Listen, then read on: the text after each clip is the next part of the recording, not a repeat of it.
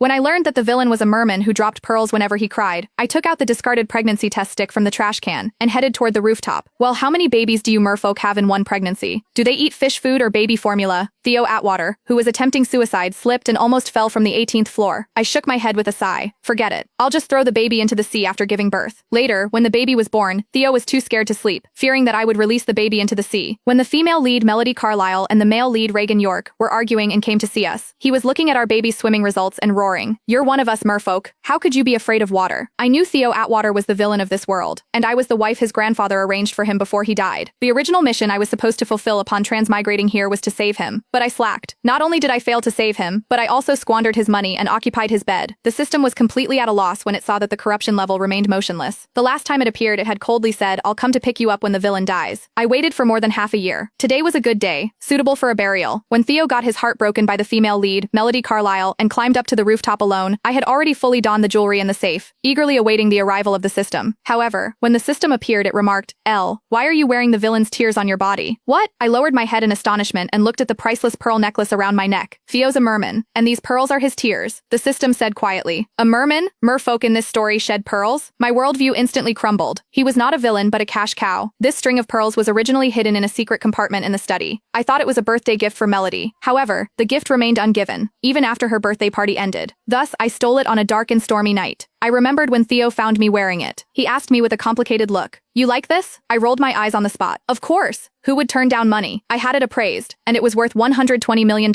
Now that I thought about it, his expression at the time meant he was enlightened by the fact that I liked his tears. System, I think he can still be saved. I ripped off the pearl necklace, took out the pregnancy test from the trash can, and rushed to the rooftop. Theo had already climbed over the railing, half his body dangling 18 floors high. Out of breath, I held up the pregnancy test. Wait, well, how many babies do you merfolk have in one pregnancy? Do they eat fish food or baby formula? He slipped and nearly fell from the 18th floor. He clung tightly to the railing, half his body dangling over the edge. What did you say? You don't want to take responsibility? I was somewhat disappointed, thinking that I had made things worse by telling him. Forget it. I'll just throw the baby back into the sea after they're born. It had happened after he got drugged. He might not even remember it. Before I finished speaking, a dark figure had already flipped back over the railing and pinned me firmly against the wall. How dare you? His eyes blazed with fury. Meanwhile, I secretly curled my lips into a smile and let out a sigh of relief. I had secured my cash cow. After returning from the rooftop, Theo seemed completely out of sorts. Theo settled me in the bedroom before turning around to enter the study. He locked the door from the inside. I pressed against the door and heard a rapid conversation from behind it. Calcium supplementation during pregnancy. Seaweed. Wait a minute, doctor. You said humans need to soak in seawater every day if they're carrying merbabies? His voice suddenly rose. But she's pregnant. I held back my laughter so much that my stomach hurt. Who would have thought that a vicious and cruel villain would be clutching a phone and consulting a doctor on obstetric